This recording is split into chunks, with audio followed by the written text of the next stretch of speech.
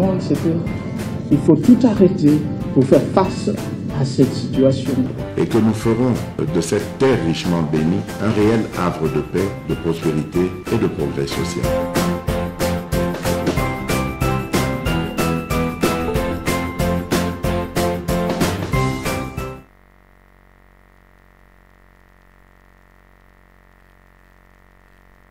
Merci. Nous vous disons bonjour, bonsoir, selon Mboka Bozali Kolandela Bisso, Bozolanda Bisso na Liège. Merci. Bozolanda Bisso na Italie, beaucoup mais la Kenga est président na Rome. Mbote na bino, bozo partager monsieur na Bisso. Bozali ko s'abonner massivement na Angola, na Ouija. Na lobby mais ami ya kofio yo ba yebisinga bandi pere o bandi tala pe ni rébellion. Hein? Sogi sokoko mboka moko théâtre comme blague hein? O ndengeza wat mais azalaki na buketu awati o bakaboni makambo buketu azolo ba eza mabe kaku sokoko ye wanati ou à partir d'Angola.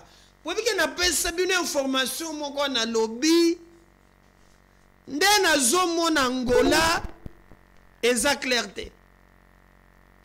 Comment voulez-vous que tokenda kaka na ba négociation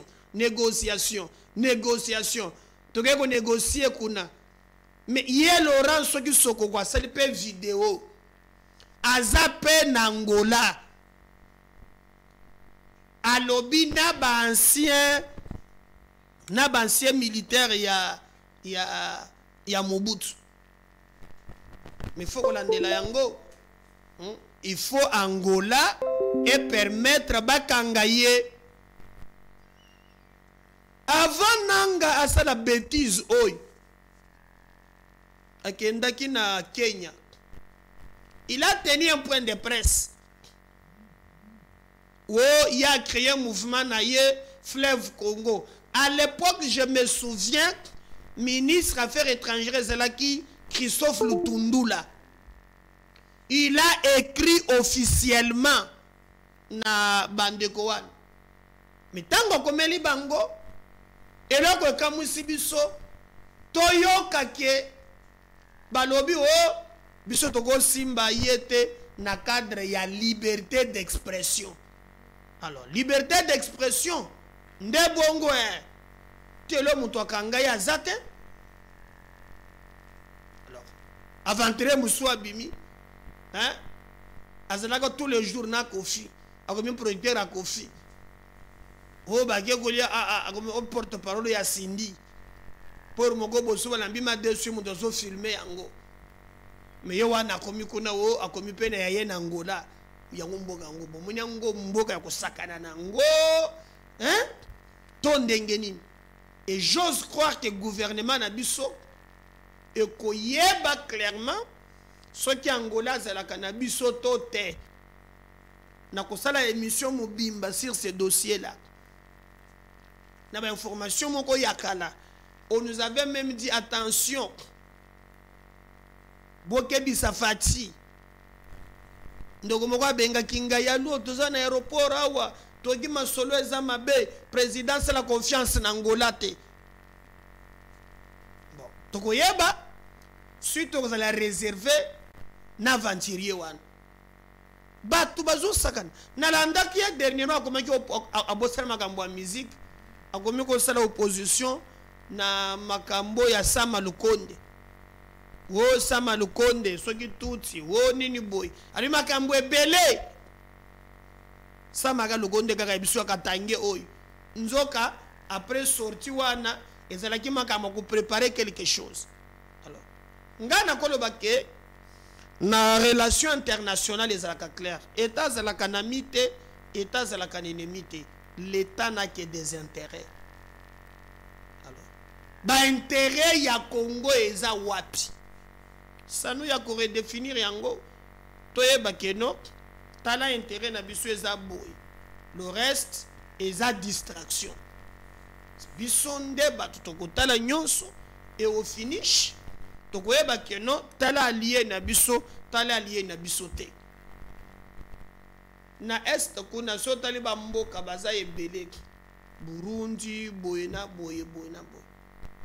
Mais le seul pays oyo baza quand même na mawana biso muke peut-être Burundi, Ouganda et les autres omoni bango ke bazali vraiment na logique ya komoni samboka na biso passe.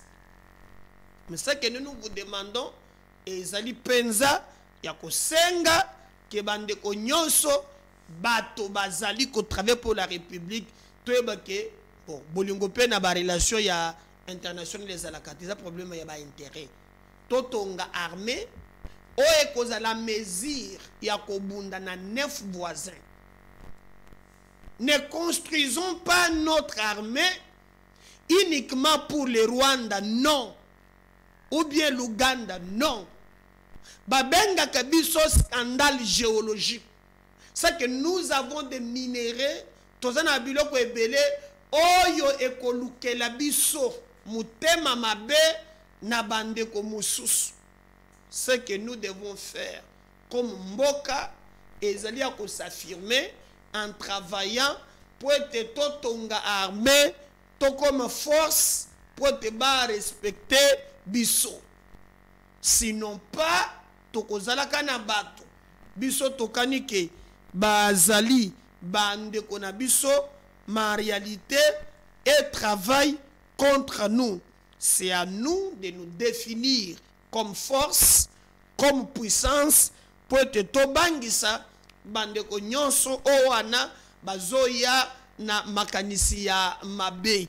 Mokonzi na biso ministre ya défense Guy Mwadianvita oye excellence VPM pesa makasi na mapinga totonga armée ya solo nazozela pe ba parti politique botinda pe bandeko na bino mususu bakende kozwa formation antena kota ba parti politique nana zana ba député belé na poids politique le gagnon si dépêche tinda pe ba jeune belé en terme ya poids politique na yo untako fela ka poids politique ndé baati poids politique tinda pe ba jeune belé en terme poids politique bakende na armée bino nyos bo réclamaka poids politique pe botinda ngo armée na biso ezala armée ya solo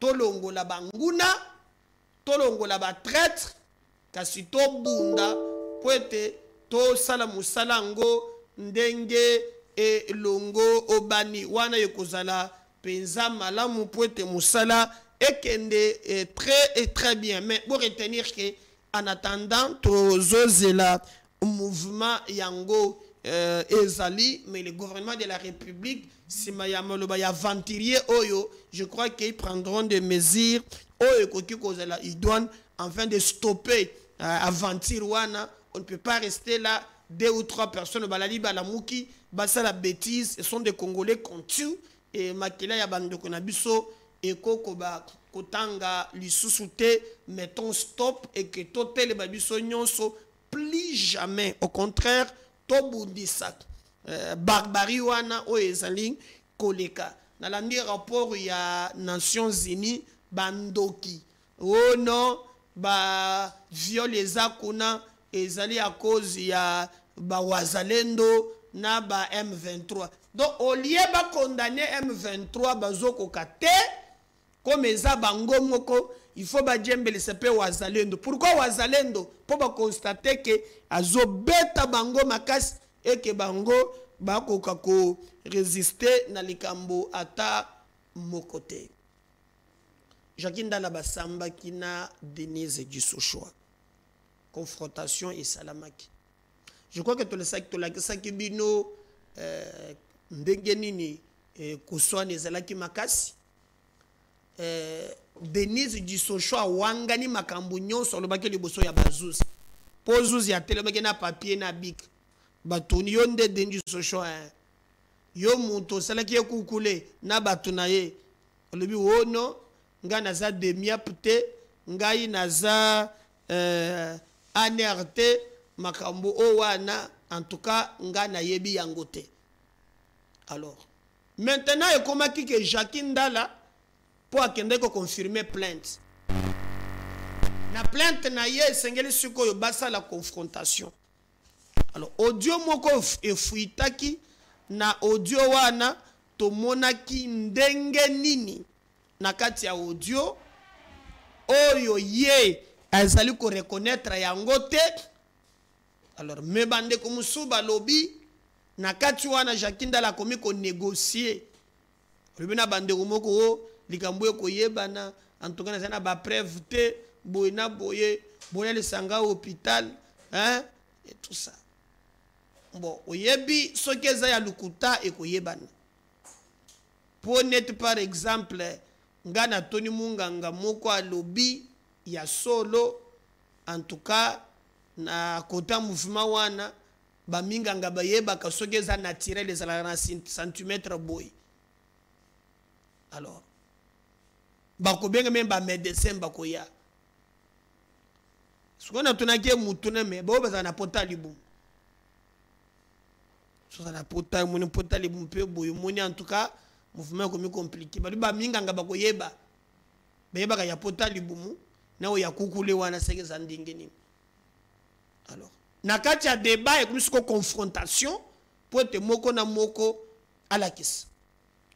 Mais avant avocat na ya expliquer ki yango avocat ya Jackie Ndala alobaki dans une émission qui basala qui est dilatation na côté wana bi dilatation au mouvement c'est la dilatation après ce ndenge nini e bande ko senga vraiment que ba mekalo bazuzi bazoko makaka. Alors qu'est-ce qui va se passer en tout cas ngai na zana ba détail nyonso te. Mais je sais que on a zo pe sabino et ça ba information au bisomoko tozu à la source et que le reste batikele bazo potana na yango biso tokolinga tozu na mikolo ezali koya. En traitant Denis du Sochoa à la prison ya Makala. Quelqu'un m'avait posé la question mais Constant Pekisaki qui est battu de batona Makala tende ko ngai ngana ebisio azana Makala. So e banina Constant ke ndobi misaye ngana za konate. Na biso ke Denis Sochoa azana Makala. Batinda ki oyo yebisaki bakota te bazotinda batu circulaire makambo ngana kokota te po yo komisio ki okoteli boye bamesa bazolia linu so bazuyo outrage à la magistrature bana méchant kosangana te kote bazana état de lié na bango ya magistrature lelo ezoleka. Mwana Denis du Sochoa aya lobi wo akokisi 18 ans ndengeni na ko vivre ngo sa maman na ye asali vidéo alobi o fachi ba libérer maman na ye. Alors je lui rappelle tout un système moko auto na démocratie il y a séparation des pouvoirs. Même président de la République a kokité kolobotika mutu batikiye na système à séparation. Au contraire même le ministre ya justice n'expliqua qu'autrefois même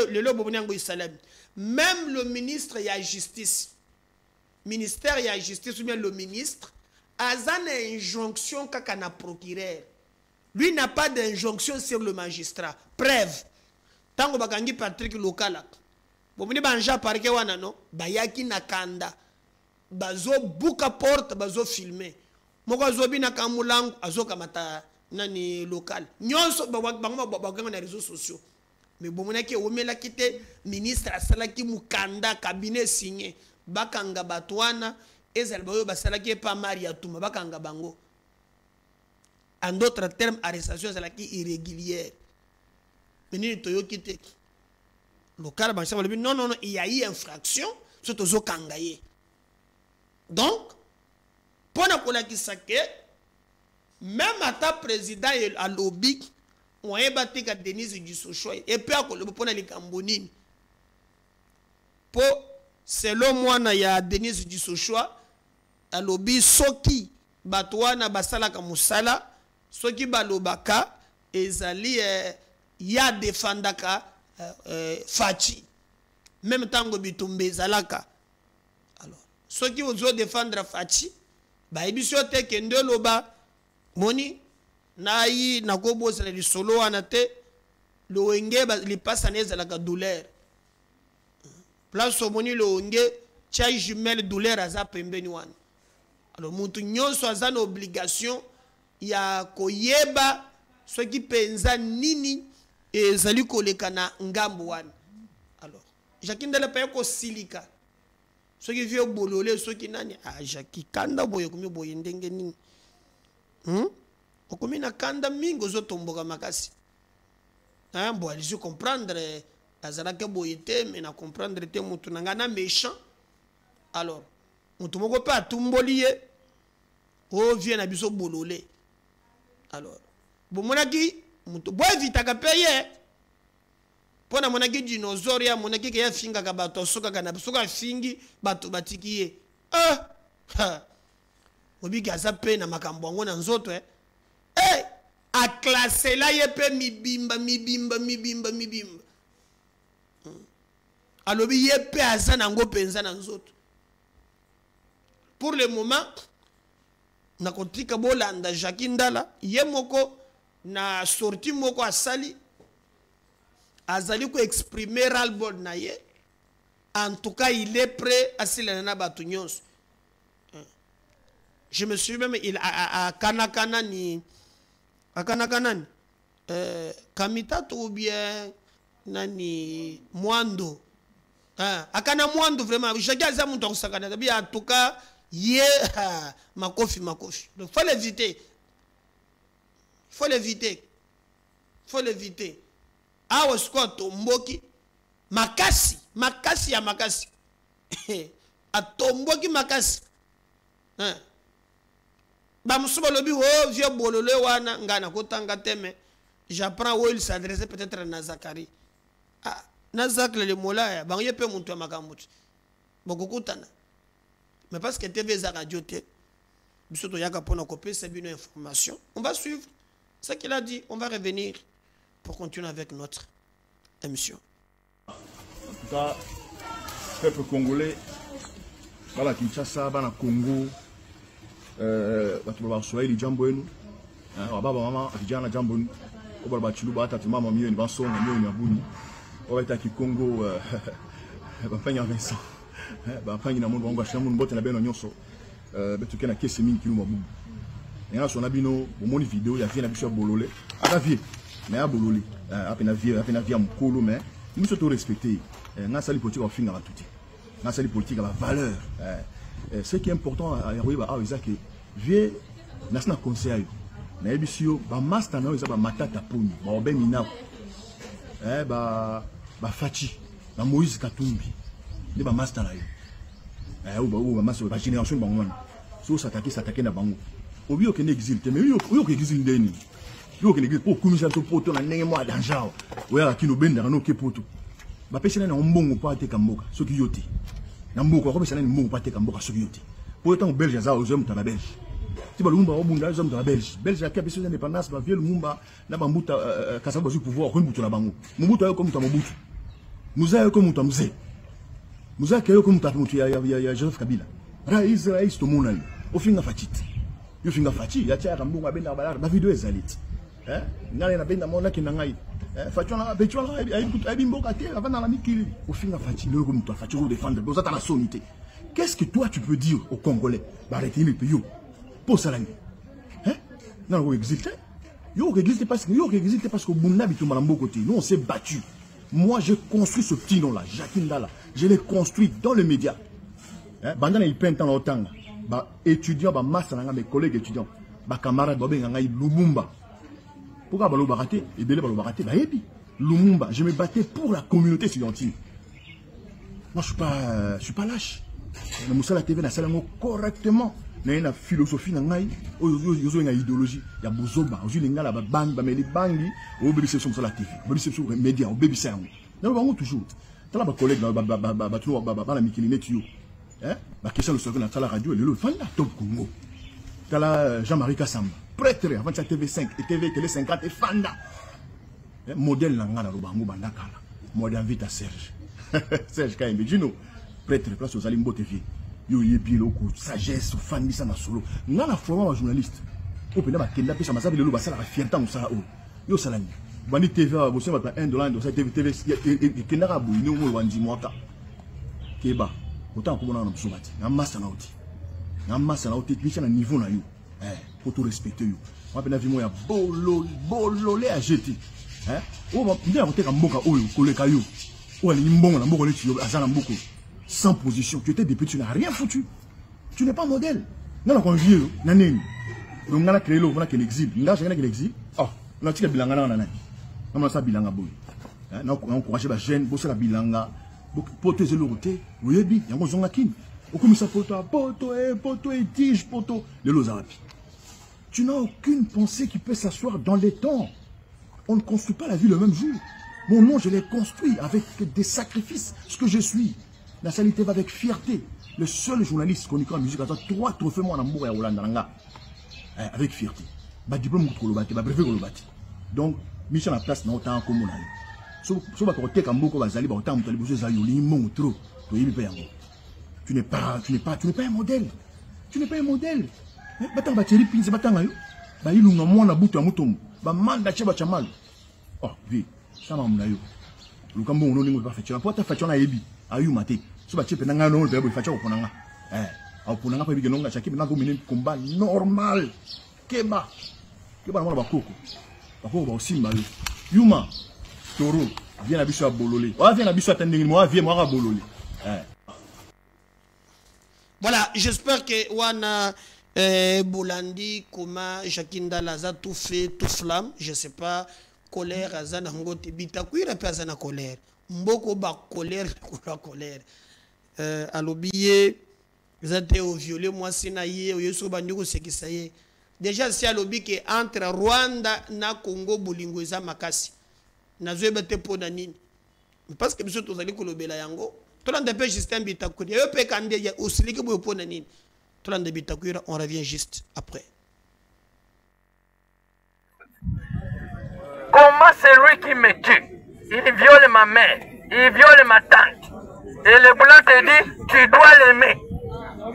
Je dis à ce blanc, sauf un fou. Maintenant, si les blancs, vous êtes des fous, aimez Kagame. Nous les Congolais, nous ne l'aimons pas. Et nous souhaitons sa mort. Nous souhaitons sa mort. Après, ils vont dire discours de haine. Le gouvernement congolais, nous allons continuer à interpeller notre gouvernement. Parce que dernièrement, il y a eu changement de gouvernement en Grande-Bretagne. Il y a eu changement de gouvernement en Grande-Bretagne, en Angleterre, avec un nouveau premier ministre travailliste. Le gouvernement anglais passé avait déjà signé un contrat avec Kigali, avec Kagame, que tous les migrants afghans vont venir au Rwanda. Maintenant, le nouveau ministre entrant, il a abrogé ces contrats. Plus des immigrés afghans au Rwanda. Et Kagame doit rembourser son argent. Qui gagne? C'est le Congo qui gagne. Mais notre gouvernement n'a jamais félicité le nouveau gouvernement anglais. C'est très grave. 2. Parlons de la francophonie. Le Rwanda est un pays anglophone. Aujourd'hui, c'est un pays anglophone. Et c'est ce pays qui préside la francophonie. Et nous allons entrer dedans, comme des aveugles. Nous faisons quoi dans cette francophonie? Cette francophonie nous aide en quoi? Vraiment. Maintenant, il cite toutes les guerres de la terre, sans citer la guerre du plus grand pays francophone, qu'est la RDC. Vraiment. Est-ce que notre place est dans la francophonie? Non.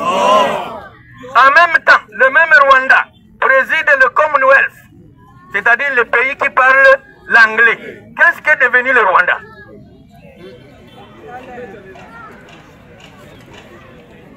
Je l'ai encore dit, je le répète ici, les Occidentaux, les Blancs là, Américains, Français, c'est pas Allemands, utilisent Kagame comme on utilise Netanyahou dans le Moyen-Orient. Netanyahou attaque le Liban, il attaque le Gaza, bientôt il va attaquer l'Iran. Et quand on tue un seul Israélien, tous les Blancs, les cheveux s'élèvent. Mais ils ont déjà tué 42 000 Palestiniens. Personne ne lève le doigt. Et c'est comme ça que Kagame aussi tue au Congo. Si vous osez dire non, Kagame est en train de nous tuer, discours de haine. Notre gouvernement doit avoir les yeux gros pour bien voir et analyser le contexte politique et économique mondial d'aujourd'hui. Parce que le gouvernement congolais devait être représenté au procès de Charles Onana. Il devait être là. Et ça pouvait se constituer partie civile, comme disent les juristes. Ne soyons pas des rêveurs, soyons réalistes. Vous voyez ce qui se passe à l'est du pays. C'est devenu une balkanisation de fait. Parce qu'il n'y a plus de volonté de se battre. Il y a 3 jours, l'M23 a installé un chef coutumier à Rutshuru. Et apparemment, notre armée a dit non, nous sommes en trêve. Quand tu dis que tu ne vas plus te battre, c'est-à-dire que tu as cédé la partie occupée, non? Et la partie occupée est 10 fois plus grande que le Rwanda. 1000 fois plus riche que le Rwanda. Mais on n'attend plus comment l'armée se mobilise pour aller récupérer ces espaces conquis. Alors, nous souhaitons bonne chance à Charles Onana. Nos grands-parents, nos ancêtres doivent le protéger. Pour les chrétiens, ils vont dire que c'est Jésus, je concède. Oui. La grand-mère aussi va protéger. Et nous pensons que nous méritons mieux comme respect à travers le monde. Nous sommes un grand pays. Nous devons nous comporter comme un grand pays. J'ai suivi quelqu'un hier à Bruxelles ou à Paris qui disait que le Congo c'est l'un des pays les plus riches. Comment un petit pays pauvre, petit, peut marcher sur le Congo pendant 30 ans? Vraiment. Même moi, si à Botate, basala kaye bongote. Parce que moi, si à Botate, la tradition nabiso, on peut frapper comme on veut. Azana moi nate, nana kolobelaye. Comment c'est lui qui me tue? Il viole ma mère, il viole ma tante. Et les blancs. Voilà, merci beaucoup. Je crois que Tocheli Batunion Sobolandi Ango, nous voulons chuter maintenant na porte-parole du gouvernement. Est-ce que Magambo Augustin Kaboya Lobé qui beaucoup changer la constitution? Vrai ou faux? Yo mo dans le gouvernement. Tokayine monsieur le ministre. Après. Il y a 5 mois, le président Tshisekedi a déclaré qu'il voulait une constitution digne du pays, ce qui a provoqué beaucoup de remous à Kinshasa. Et la semaine dernière, le parti au pouvoir UDPS a relancé la polémique en appelant, je cite, à corriger les lacunes de la loi fondamentale. Est-ce qu'une réforme constitutionnelle est à l'ordre du jour ? Non, la réforme constitutionnelle n'est pas à l'ordre du jour au niveau du gouvernement, parce que ce qui est à l'ordre du jour pour nous prioritairement, c'est les 6 engagements du président de la République. Et de ces points de vue, nous avons fait beaucoup de progrès. Notamment, vous avez suivi récemment que le prix du carburant avait sensiblement baissé. Le prix des denrées des nécessités devrait baisser dans les jours qui viennent, en tout cas dès que les principaux importateurs auraient fini leur stock. C'est à cela que nous nous attelons. Donc pas de réforme constitutionnelle dans les mois qui viennent. De toute évidence, en connaissant le président de la République et son engagement pour la transparence, si une initiative de ce genre appelait à être prise, nous communiquerons de la manière la plus transparente possible. Mais ici, il faut considérer que ce n'est ni à l'initiative du gouvernement, ni dans aucune institution. C'est un débat d'à côté qui suit son cours parce que nous avons une démocratie qui est vitale, mais la priorité du gouvernement, du président de la République en ces moments, c'est de garantir le pouvoir d'achat de Congolais, de leur permettre d'avoir accès aux aux soins de santé de qualité à bas prix, de déterminer la guerre dans l'Est, c'est de s'assurer que nous avons créé plus d'emplois pour de jeunes, nous avons protégé le pouvoir d'achat. C'est cela l'urgence pour nous. À Paris, la semaine dernière, il y a 5 mois, le président Tshisekedi a déclaré qu'il voulait une constitution digne du pays, ce qui a provoqué beaucoup de remous à Kinshasa. Et la semaine dernière, le parti au pouvoir UDPS a relancé la polémique en appelant, je cite, à corriger les lacunes de la loi fondamentale. Est-ce qu'une réforme constitutionnelle est à l'ordre du jour ? Non, la réforme constitutionnelle n'est pas à l'ordre du jour au niveau du gouvernement, parce que ce qui est à l'ordre du jour pour nous prioritairement, c'est les 6 engagements du président de la République. Et de ces points de vue, nous avons fait beaucoup de progrès, notamment vous avez suivi. Merci. Nous allons revenir avec vous dans les détails. Vous partagez le lien émission. Vous abonnez s'il vous plaît na YouTube, vous allez ébélé, vous allez peine de me na page Facebook. Merci Nazoya. Bye.